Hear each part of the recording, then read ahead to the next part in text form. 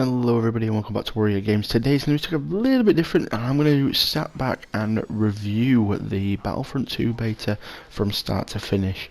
Now I have played this game quite a bit in the past couple of days. I didn't actually find out about the beta, it was still Snake that found out on Twitter.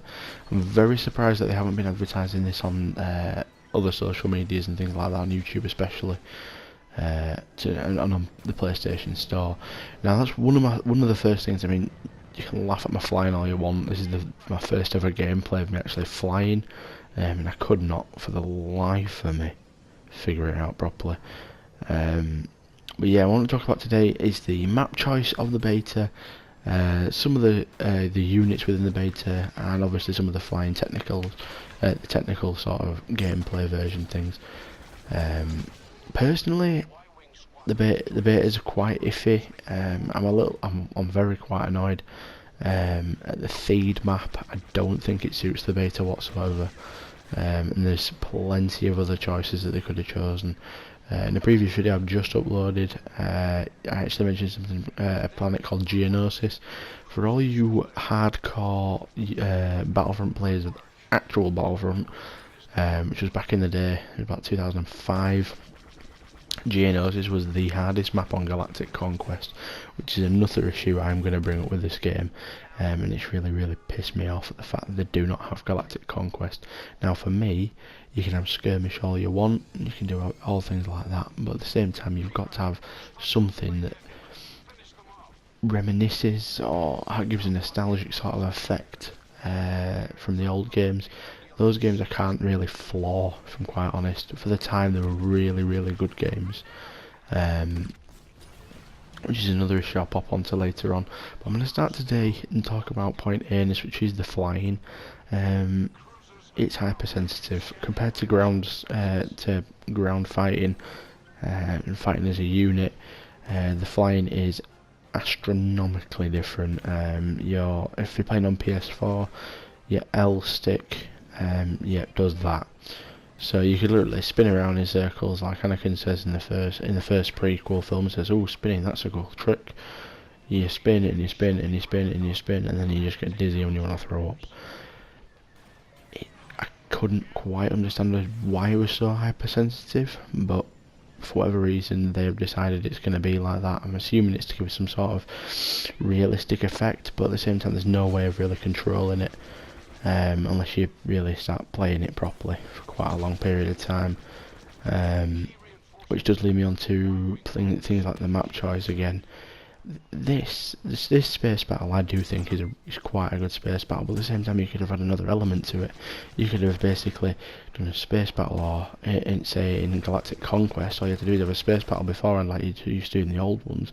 Have a cutscene at the start of, say, a Star Destroyer or the Rebel frigates coming out of star space, and then all you do is you have the start. If you win, you win. If you don't, you end up restarting. But if you win it, you then have a ground assault and you have a cutscene in the middle, and you've got complete objectives on the ground in order to gain that planet.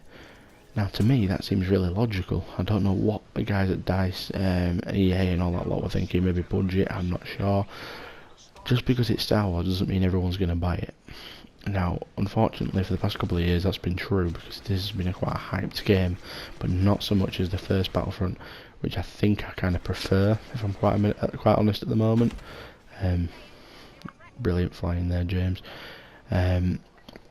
Like, to me the map choice is absolutely key for a beta. If you wanted to sell a game and you wanted to really bring it in, I mean, this map looks awesome. It really does, and I really did enjoy playing on this map that we're playing on right now. The only other map I liked was Mars's Castle. Now that is a solid map. It really does suit the game mode, although the game mode can be slightly one-sided towards the rebels if you've got a good defending team. Obviously that's, it's the circumstance of it, you being able to win is, have you got good slayers here, can you actually kill people basically, which is an element of the game which, quite a lot of people might not be good at, but who knows. But it's another thing we're going to have to look at launch, of what other maps have actually got out there. The one map I really don't agree with is obviously, as I mentioned, Theed. Naboo itself is a good setting, but I could not understand why they'd thrown all those tanks, tanks and aerial fighters into it, to have such a really small space, considering people are not going to have played this game at all, because it's a beta.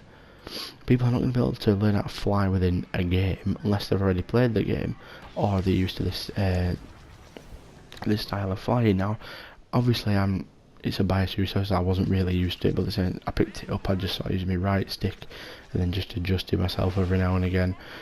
But at the same time, the map choice I would have chosen for that, and if you really think that the Clone Wars, and how how much it really affected Star Wars, Geonosis or Kashyyyk or Utapar, those are the sort of maps from the old game that were really either tough, or they had a really good backstory between them, and basically you just want to have that planet if you were to play it. Now that there is actually use of Steel Snake. I think we were playing together when we did that.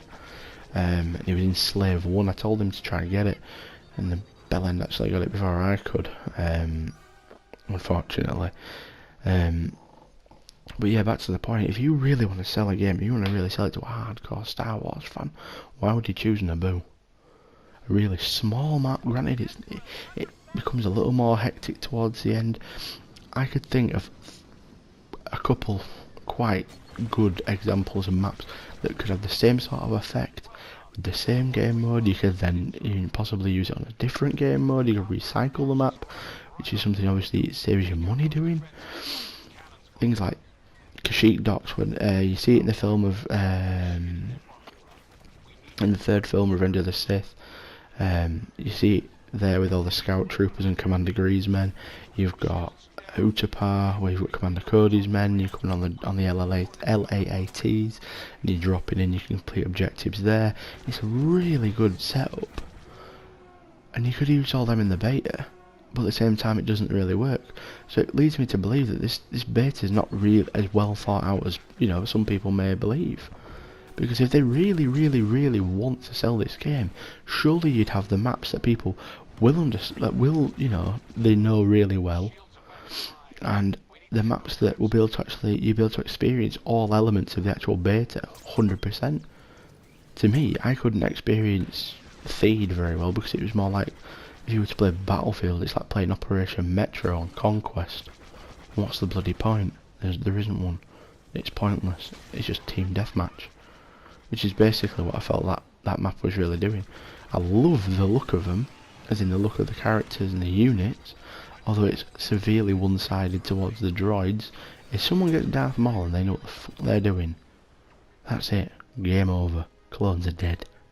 Forget it. You're gonna lose. If they are inside the throne room, you're gonna lose. Which is obviously an unfortunate thing. So you see the balancing of it when we had the issue with Battlefront 1, when you were doing Walker Assault on Hoth. There was the issue that the AT-ATs were too powerful for the rebels to deal with because they don't have any tanks. Now, obviously, that fits in with the story. They did lose in the end of the rebels, so that I can accept. But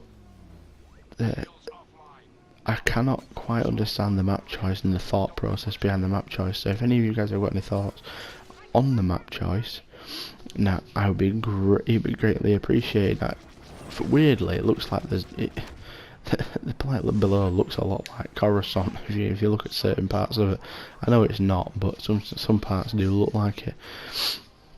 In addition to that, I have enjoyed some of the gameplay. I enjoy using the actual units. The video previously was showing the Jump Troop, which is basically a god unit for the Resistance.